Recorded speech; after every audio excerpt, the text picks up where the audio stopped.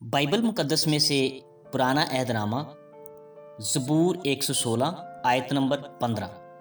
खुदावंद की निगाह में उसके मुकद्दसों की मौत गिरां कदर है। आमीन।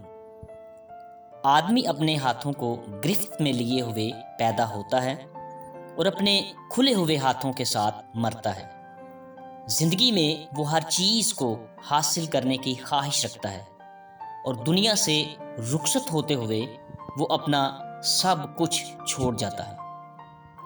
एक लूमड़ की मिसाल। आदमी बिल्कुल एक ऐसे लूमड़ की तरह है जिसने एक अंगूर के ताकिस्तान को देखा और उसके अंगूर खाने की ख्वाहिश की, लेकिन तंग रास्ते पर जंगले लगे हुए थे और लूमड़ उनके दरमियान रेंग कर ना गुजर सका क्योंकि वो बहुत मोटा था। 3 दिन तक उसने रोज़ा रखा और जब वो पतला हो गया तब वो पाकिस्तान में दाखिल हुआ।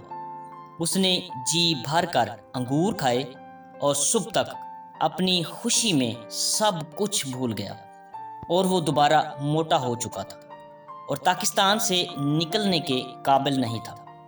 इसलिए उसने मज़ीद 3 दिन रोज़ा रखा और जब वो दोबारा पतला हो गया तब वो जंगले में से गुजर गया और पाकिस्तान से बाहर आया और वो उतना ही लागर था जितना वो पाकिस्तान में दाखिल होने के वक्त था।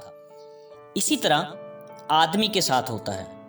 वो गरीब और नंगा दुनिया में आता है और गरीब और नंगा ही दुनिया को छोड़ देता है। बामुताबिक अय्यूब की किताब 1 बाब 21वीं आयत, वाइस की किताब 5वां बाब 15वीं आयत।